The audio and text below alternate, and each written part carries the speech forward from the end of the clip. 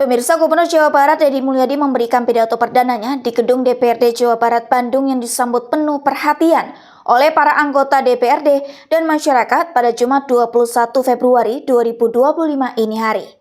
Dalam pidato yang penuh ketegasan dan perhatian ini, Deddy Mulyadi menyoroti berbagai masalah serius terkait dengan sektor kesehatan di Jawa Barat yang menjadi salah satu prioritas utama dalam kepemimpinannya.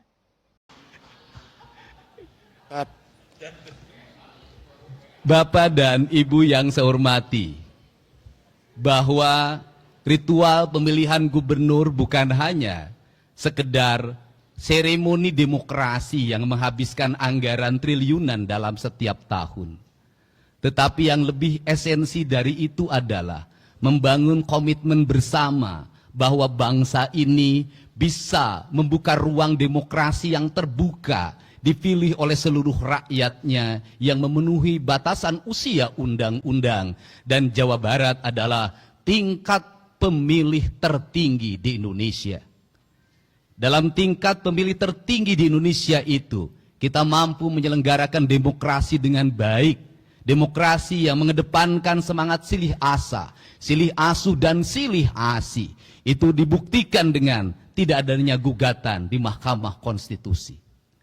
Untuk itu saya mengucapkan terima kasih kepada pasangan calon gubernur Jawa Barat.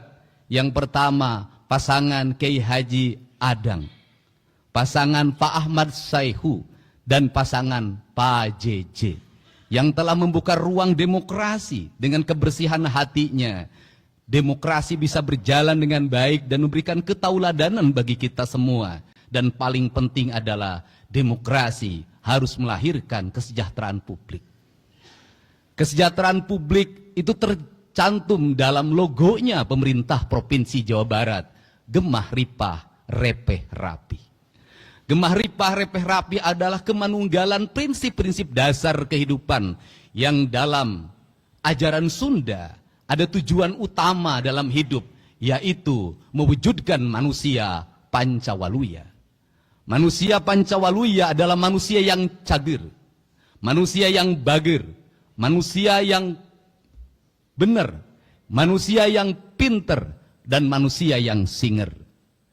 Pancawaluya mengajarkan bagaimana pembangunan harus disusun berdasarkan sistematika kerangka dasar sebagai tahapan yang disebut dengan gerbang Pancaniti.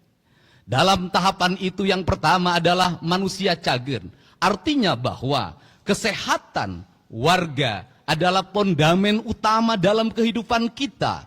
Maka pembangunan harus mengarah pada upaya membangun kesehatan. Maka kesehatan memiliki dua variabel. Yang pertama adalah pencegahan, yang kedua adalah pengobatan. Kerangka berpikir kita hari ini teracuni oleh kerangka berpikir materialisme, di mana kesehatan selalu dipahami dengan obat-obatan. Kesehatan selalu dipahami dengan alat kesehatan. Kesehatan selalu dipahami dengan rumah sakit. Kesehatan selalu dipahami dengan dokter yang memberikan resep. Dokter yang mengoperasi. Seluruh kerangka itu, kalau terus-terusan itu menjadi tujuan utama dalam pembangunan, sampai dunia ini berakhir, kesehatan tidak akan pernah selesai. Kenapa? Kesehatannya bukan berbasis membangun manusia yang sehat, tetapi berbasis proyek kesehatan.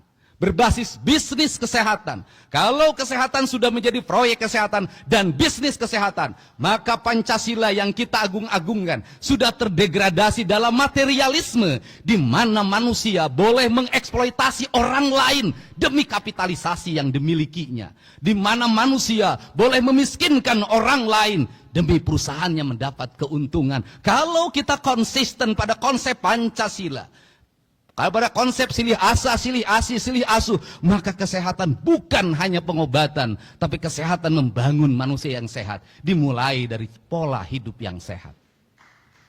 Maka pola hidup yang sehat harus dimulai dari mana?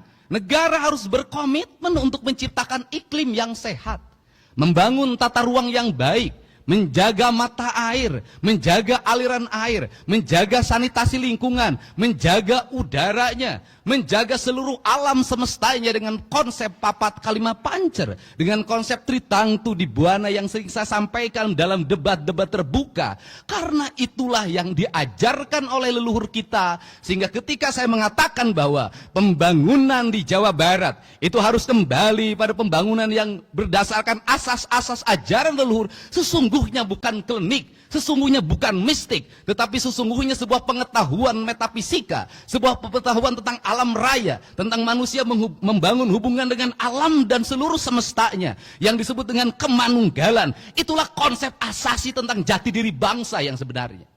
Untuk itu turunannya seperti apa? Maka turunannya gunung kudu awian, lengkop kudu balongan, lebak kudu sawahan. Maka merawat alam, membubarkan berbagai bentuk perangkat perusakan terhadap alam adalah komitmen terhadap alam, dan ujungnya adalah komitmen terhadap Tuhan, komitmen terhadap Allah Subhanahu wa Ta'ala. Bagi saya tidak berarti penyembahannya pada Allah kalau tangannya mengeruk kekayaan alam, menghancurkan ekosistem, menghancurkan ekologi, membuat kerusakan bagi orang lain, melahirkan penderitaan bagi orang lain. Bagi saya, bertuhannya adalah bertuhan kebohongan. Karena itu komitmennya harus bersama. Maka dalam komitmen bersama itu tadi ditandatangani, saya menyebutnya itu disebut dengan gerakan manunggal. Hanya manusia yang manunggalah dia akan sehat.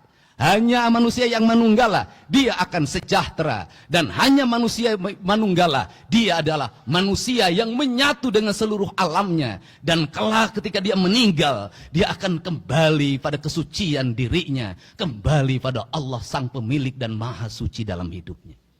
Perspektif itulah yang harus dibangun dalam kerangka berpikir ideologi pembangunan. Pemirsa, jangan lupa ikuti terus berita menarik dan terupdate lainnya dengan cara like and share di seluruh akun BI TV. Saya Putri Purwitasari pamit undur diri dari hadapan Anda. Terima kasih dan sampai jumpa.